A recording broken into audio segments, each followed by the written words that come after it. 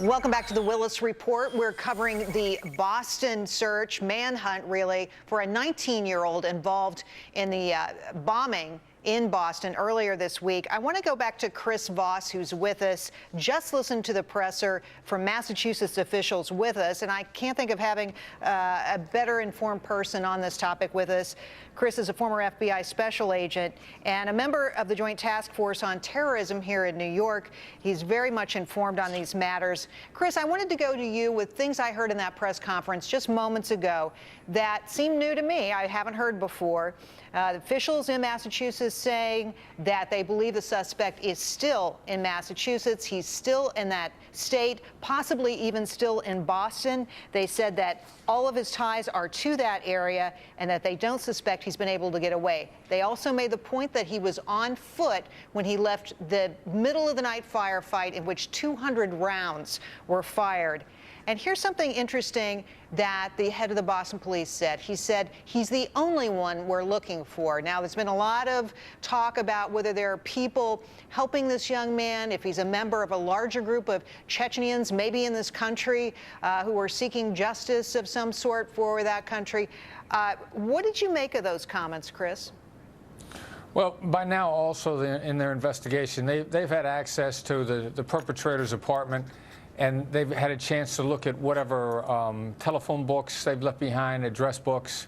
They've had a chance to get into their computers, if they had any, to check who their links were on their Facebook page. They've had quite a bit of time to look at who they've been in contact with, who their social structure is.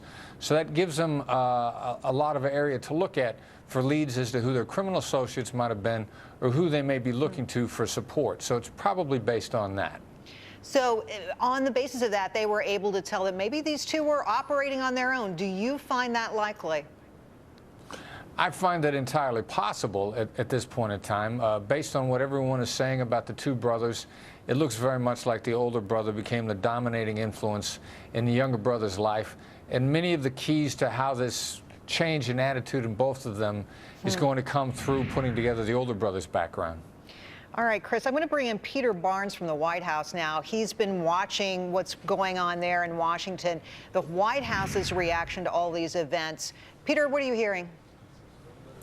Well, Jerry, I just want to add one thing that Chris said, because we know from our colleagues at FNC, Fox News have talked to intelligence officials who say that they are looking at all of the digital and electronic communications between the two brothers to try to figure out if they have any ties to Islamic radicalism, fundamentalism, or to any al-Qaeda or terrorist groups here, to try and answer that key question.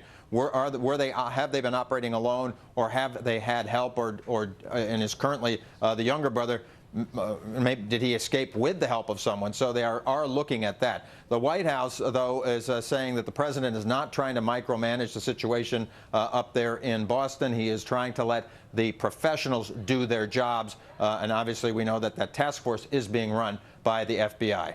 Jerry? Peter, thank you for that. Interesting reaction in Washington, of course. And Chris, I'll go back to you for a quick comment to sort of wrap this up for us. How likely do you think it is that we, by tomorrow morning, will have some good news to wake up to coming from Boston? Well, I think there's a very good chance that something's going to happen overnight. Our perpetrator is still on the run, and there's a good chance that he's still in the area. So I think it's quite possible that the news picture will look quite different on this, and that there will have been positive developments by the time the sun comes back up. Well, there were certainly big developments last night, so I hope you're right that the news turns in the favor of people in Boston and, of course, law authorities there. Chris and Peter, thanks for being with us. We'll be right back.